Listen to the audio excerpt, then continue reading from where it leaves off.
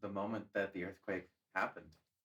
Yeah, I was lying in bed in our home in San Canyon in Canyon Country, getting ready to wake up. So I was in a half wake up because I knew the alarm was about to ring because I had an early flight for a meeting in Colorado. And with my eyes closed, I could sense a large flash take place and saw that. And then the reverberation hit. It was like a bomb going off in the whole house. And it didn't occur to me for a few seconds that it was an earthquake until about 10, 15 seconds later when I realized this isn't a bomb. We're not being attacked. It's an earthquake. Got up, looked around the room, and there was tremendous amount of damage. We were on the second story, and everything had shifted. In our house, glass had shattered. The credenzas had fallen down. TVs had fallen down, and all power had gone out. So after realizing at least you were okay, what was the next course of action for you? Well, I had to get some shoes because there was glass all over the house. Our son was young at the time, our oldest. He was with our grandparents down in Northridge, which happened to be the epicenter, although we didn't know it at the time. So the first thought was to make sure he was okay. Once he was okay, and I realized everything in the house was fine, we weren't hurt. I was then focused on getting the radio station attended to. Picked up my clothes, got dressed, got in the car. Didn't see that much damage. It was awfully quiet, though. There was just this eeriness around town. Santa Clarita had been hit with more damage than all of Northridge, dollar-wise, but we didn't have, other than the 5 and the 14 going down, we didn't have the drama that Northridge had. We didn't have fires going off. We didn't have buildings collapse. Instead, they had cracks in the buildings and were red taped. So the damage and the significance was there, and it was the recovery period where we took a bigger hit than the San Fernando Valley. So just want to go back just really quickly. So while the earthquake was actually occurring, what was going through your mind? What was emotionally? At the time, with the flash of light going off, which were the electric lines going out, I later learned, I thought we were being bombed. So for the first 20, 30 seconds of the shaking and everything, I thought that we were under a nuclear attack. Yeah, I've heard that very similar that people thought, oh, because transformers were exploding. Exactly. Yeah. So it was just this giant flash of light that you don't associate with an earthquake. And so it took a good 40, 50 seconds once the shaking stopped for me to realize this was an earthquake and not a bomb going off. So the next course of action is to go get the radio station up and running. What went into that? Like what where do you even begin? So first of all, the power was out all over Santa Clarita. That was a given. And we at that time did not have a backup generator. Also, we had both the transmitter site, which was up Sierra Highway to deal with, and the studios, which at that time were at the corner of Sierra and Soledad. So I went up to the transmitter site. Everything was intact other than no power on. And then I drove back down the 4 or 5 miles over to Sierra and Soledad, walked in the radio station, and our morning announcer was already there. And everything had fallen down. There was just cabinets had fallen down. It was a big mess. So we picked, but luckily, TV screens and our equipment seemed to all be intact. So we didn't experience any significant damage there. So we spent the morning cleaning up, dealing with Edison, trying to understand how long we would be out. And the radio station was off the air for about 18 hours. Those first 18 hours as Santa Cruz was trying to gain an understanding of what was taking place. We went, the Edison got the power on because we're an emergency service. So they got the power on at the transmitter site within the 18-hour period. not at our studios. So our morning guy and Barry McKeever, so AJ Morgan and Barry McKeever went up to the transmitter site, jury rigged a little portable studio that we used for remotes, and they started broadcasting, not having any script, not having anything in their heads. They just started broadcasting, and ended up continuing to broadcast for 6 months, all earthquake, all the time. It was a phenomenal time. So that's pretty incredible that within under 24 hours, the station was back up and running. So what do you remember? What were the first pieces of information that you guys were able to get out there? Well, there was no phones at the time, and it was back when cell phones were the size of a Buick, and so we didn't really have access to much information at that particular moment, other than what we visibly saw. Within a few hours, the phone lines got hooked up, and we were the landlines, at least to the radio station transmitter, and they started receiving calls at the transmitter site with people sharing their experiences.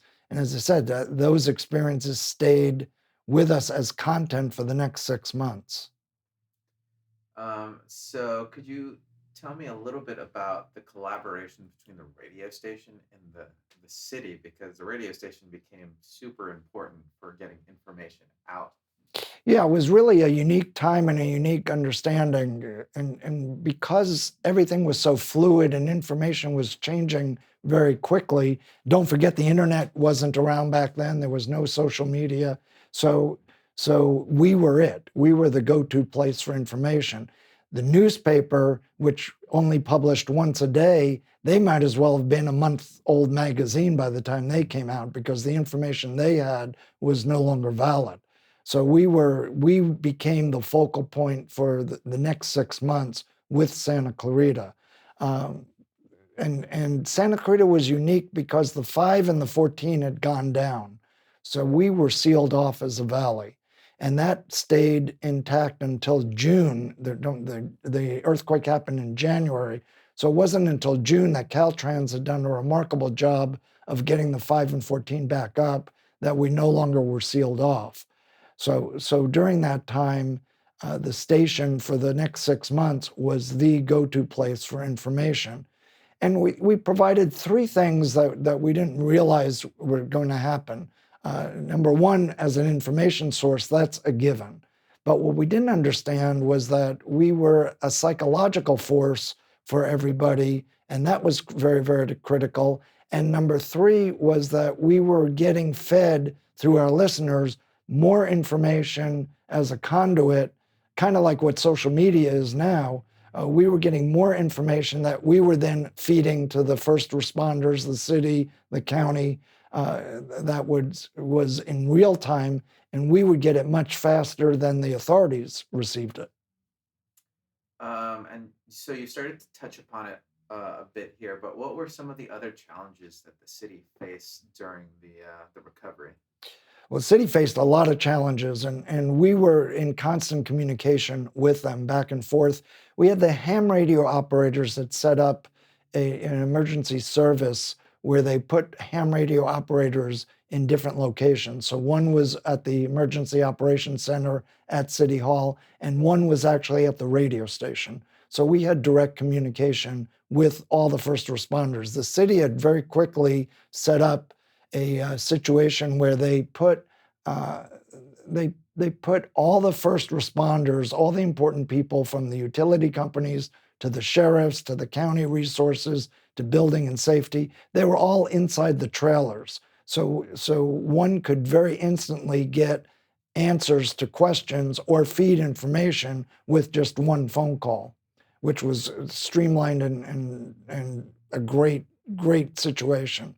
One thing I want to mention is the city has put together an emergency task force of all the first responders, and they had wisely, coincidentally, set up a major mock earthquake about 3 months earlier, with the epicenter being at Magic Mountain, an 8.6 quake imaginary quake took place, and all of us, the radio station, the hospital, the utility companies, the sheriffs, law enforcement, all had to respond as if we had major losses, both of life and of property.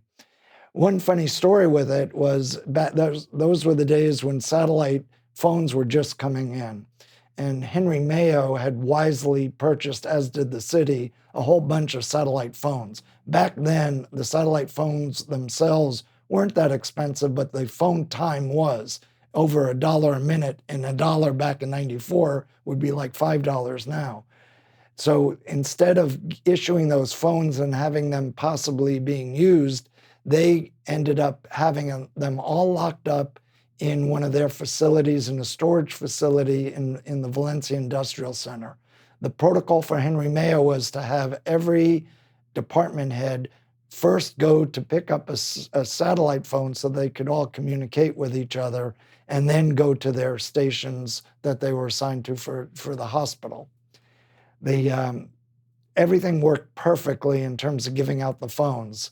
All the managers got to their stations, and this is during the drill, and what they realized was they had not been supplied with phone numbers, and there's no operator to call on the satellite phones. So they had no way of communicating with each other. But it's a great example of why drills are important, because then they learned and quickly fixed that problem before the earthquake actually happened a few months later. We were the other important thing with the city was, because everything was in one emergency operations center, which was in the parking lot of City Hall, we could drive over there, stop by, and talk to anyone or everyone very, very quickly and exchange information in person rather than the phone. So we would do that a few times a day, as well as communicating back and forth with the ham operators. You asked, I'll pick up. The critical things that the city had to deal with was they had to make sure there were no serious injuries. There were no deaths, luckily there, but there was no power, no water. Water was a big issue. Uh, Pharmaceuticals was a big issue for prescription drugs, since the stores weren't open. People could survive without food for a day or two, but and everybody had to shut off their gas at that time too as well.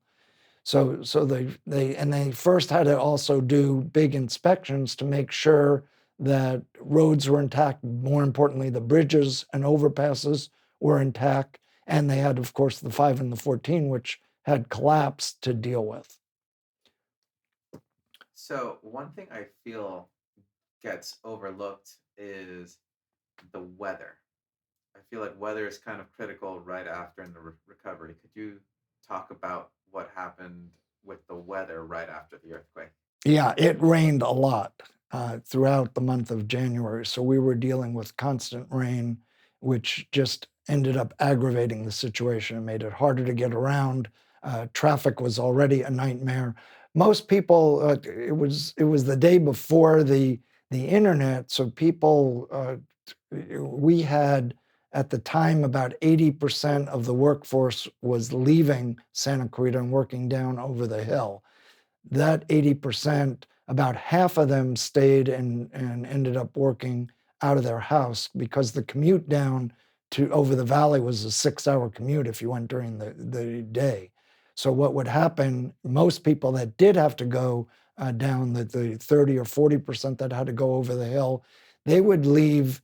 They would wake up at 2 or 3 a.m. on Monday morning. This went on for 6 months, by the way.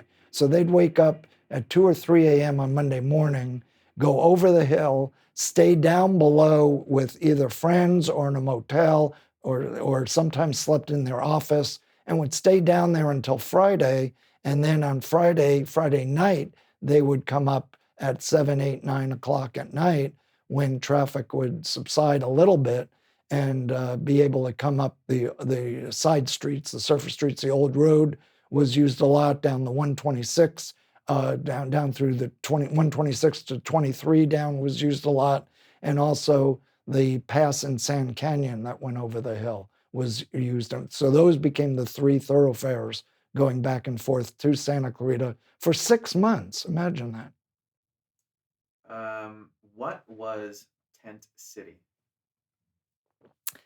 Tent City was set up in a couple of parks, actually, and at the COC campus. First for the first responders who were down there and would use it, but then a number of people, particularly those in the mobile homes, were red tagged and couldn't live there. And so they would actually be living inside some of the tents.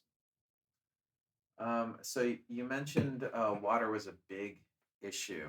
How did that issue start to get resolved? Well, the city was very wise, and they were able to get water coming down from Bakersfield in trucks. Also, the Budweiser plant down in Northridge took their cans and started filling it up with water instead of with beer. And so they were a point of distribution also. So we were getting water up in Santa Clarita, and what would happen is the city would notify us where the trucks would be stationed. They'd be positioned strategically throughout Santa Clarita. And then we would announce on the radio. Mind you, everybody was listening to us by then. So they would be tuning into us. We would announce that a truck has just pulled up at Soledad and Camp Plenty, and you can go get your water. So people would then drive down and pick up their water. One thing you don't think about with an earthquake is we had a shortage of diapers. And the Red Cross, who was instrumental during that time, back in those days, they actually had an office here over where the Kmart used to be, right in the center of town.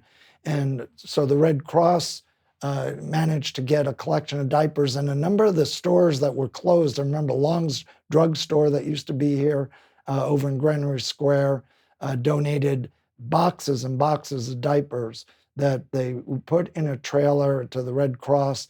And we also announced that there was a shortage of diapers. So people who had extra diapers literally would drive down, as we announced it, within 2 or 3 minutes, they would drive down to the Red Cross, give their supply of diapers, and we no longer had a diaper shortage.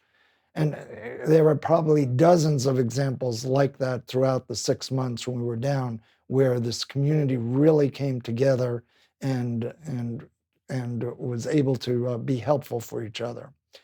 There was price gouging here. A couple of the stores, in fact, one gas station, which will go nameless, was selling water for $10, $15 a bottle. And we got on, people told us about it right away. We got on and announced it, and they quickly lowered their prices and were all apologetic about it. So the radio station acted as a catalyst to stop price gouging as well. When that would happen, we would very, very quickly be able to nip it. Also, during the recovery period, a lot of fly-by-night contractors would come up here, people claiming to be contractors who weren't. It was every scam in the world could take place, and people would notify us right away, and we would instantly nip that. So, one example off the air, we were told that well, first of all, everybody had to shut off their gas. And we weren't allowed, or we were told we weren't allowed to turn our gas back on. It had to be done with an official. So the gas company was stretched to the ends of their personnel to get everything back on. So they ended up using their managers, anyone that they could use on staff, to come up and turn the gas on both here, and I imagine they were doing the same thing in the San Fernando Valley. Well, they were going in to homes without any identification. The managers didn't have gas company uniforms. So we got notified of that right away, realized that was a significant problem because there were so many scam artists up there, talked through the back door with the gas company. They recalled all their people and gave them special badges on there. We had another instance where the water was contaminated at that time. We didn't know if it was contaminated, but it wasn't drinkable. Yet one of the grocery stores had a person who wasn't thinking, who worked for them, and they were spraying all the vegetables with contaminated water. We learned about it very quickly. Of course, didn't and mention that on the air, but quickly talked to the grocery store to make sure that didn't happen, and then issued a warning to all the other grocery stores to make sure that didn't take place. Water is a funny situation. Back in '94, we had Santa Clarita Valley had 4 retail water companies, and then the wholesaler was the State Lake Water Agency. So with the retailers, it was all divided up among the valley, and sometimes, in many instances, one water company would control the water for one side of the street and another water company for the other side of the street. So if you lived on White's Canyon, for instance, you might on the right, as you head up north on White's Canyon, on the right side of White's Canyon on the east side, you might have water company X, and on the west side, water company Y. So your neighbor right opposite you could have a different retailer. And most people look at their water bill, and I'll bet you 9 out of 10 people could not have mentioned or known who their water company was, their retail water company.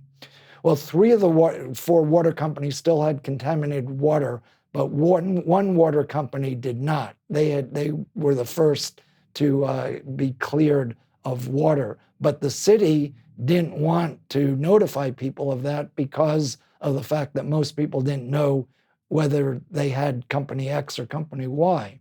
So we purposely told people they couldn't drink water, even though about a quarter of the valley had water that was drinkable, but we made sure they couldn't do it.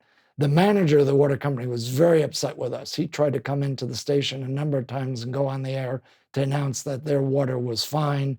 And finally, he ended up mimeographing sheets. Back then, you mimeographed instead of copied sheets, and had his staff distribute it to all their customers throughout that their water was drinkable. But we decided to play it safe, and there were a number of instances like that where we felt and worked with the city and with the sheriffs that it was more important for the safety of everybody than necessarily to be telling information that might end up hurting somebody. So, what are some other ways that the station became a source of comfort for the community? Boy, the psychology was really a giant part of it. We opened the phone lines after we got back to the studio and started broadcasting from there, which was probably a day later after the quake, after we were at the transmitter site. And the phone started ringing and they never stopped. So we were putting people on the air, sharing their experiences, and when people could hear others that were terrified, that went through challenges, it creates a community feel, and you realize you're not isolated on an island, and it's not weird that you're feeling scared, and it's not weird that you've got aftershocks taking place all the time and are totally freaked out when an aftershock was there. It took me, and I dealt with the earthquake pretty well, but it took me about a year and a half before I would go under an underpass driving without cringing. So there's definitely was a post-traumatic stress with that. We so the phone lines were really, really important, letting people hear others going on. People were sharing stories of their mom hiding under a table for days and refusing to come out from under the table. Uh, Everyone sharing those experiences really was very important. I had a close friend on the Red Cross board with me who was a pastor at one of the churches here, and we had him come on the radio at first to just talk about his experiences, and we realized when he did, it was a very soothing, comforting thing. So we incorporated that in with all the various pastors, invited all the churches to come on and share for about an hour a day. We would have a a for about an hour a day, we would have a different pastor come on the radio to talk with us. We also had psychologists come on the radio sharing different ideas. And one of the things we realized early on was kids were not getting treated the way they should because the adults were having to deal with so many different issues that as long as you realized your kid wasn't hurt, then you tended to ignore the kid. And we realized that the post-traumatic stress for kids was very, very critical. So one of the things we started doing was uh, creating an over-the-air drawing session, and we would have the kids draw pictures and using art therapy as a means, with a child psychologist coming on the air and sharing that. So the radio station would get dozens and dozens and dozens every day of pictures that were drawn by kids. So, how would you review, or I guess rate, the city's performance on the recovery effort? Boy, we've been through probably 2 dozen major emergencies valley-wide. And it's a little known fact that with fire, for instance, which we've had probably 8 or 9 times, where the fire starts becomes the place the fire starts becomes the place that, or the crew that ends up being the first responder, the main emergency operations center. And here in Santa Clarita, you could take, from where we sit here at the radio station, you could take a stone and throw it in one direction and it'll land on city turf. You could throw it another direction, it lands on state turf. Throw it another direction, it lands on county turf. And throw it another direction and it lands on federal turf. So there's 4 different agencies that, and over the years, we've had leads with the 4 different agencies.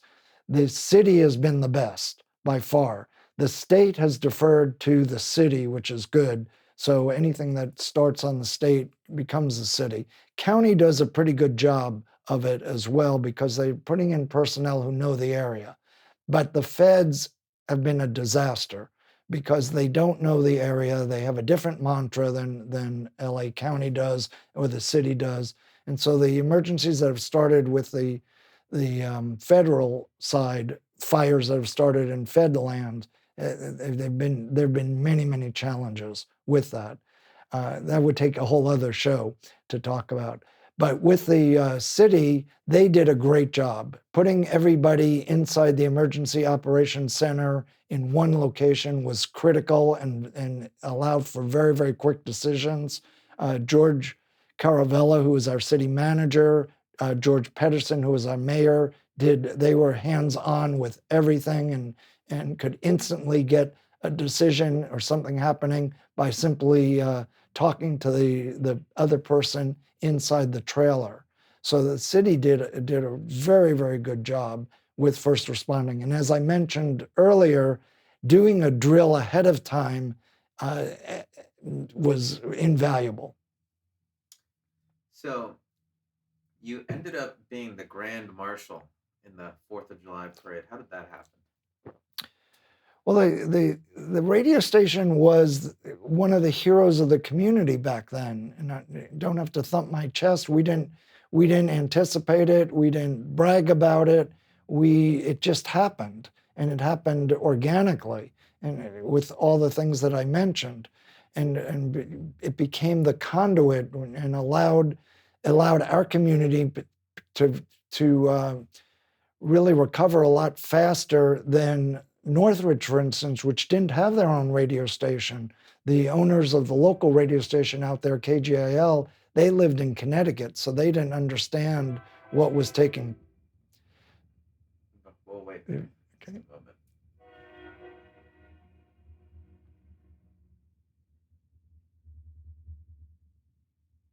Okay.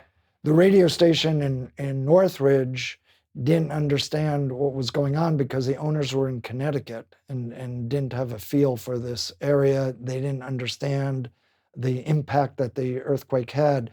And one of the impacts that we had here was because the 5 and the 14 went down, Caltrans, as they went to rebuild it over those 6 months, they would constantly change the exits and entrances off the freeways. And the only way for all the trucks, the 5 freeway is the busiest freeway in the country for all of our commerce. So all those big trucks had to get rerouted, and many of them would get rerouted through Santa Clarita. They would have to go through, and this was even before the Cross Valley Connector was finished, and also before we had synchronized lights. So there were big problems there, but we could, as Caltrans would make changes, they wouldn't necessarily communicate ahead of time that they were going to close a exit or an entrance. We, because we were the focal point, would learn about it within 30 or 40 seconds after Caltrans did it, before the sheriffs, before the sheriffs or the CHP or the city would. And so we could notify the city very quickly. And back then they could manually change the lights and change and shift that. So then the city could make adjustments based on the new traffic flow that might take place for the next day or two. And then the same thing would happen a day or two later. And we would get funneled that information first. If there was a pressure point with any of the traffic, we would get pushed. We would notify people. In fact, back in those days, Frontier Toyota, Joe Queso, who owned it, gave us a Toyota car, lent us one for the recovery period. And one of the phone companies, cellulars, gave us a cell phone that was about the size of the passenger front seat.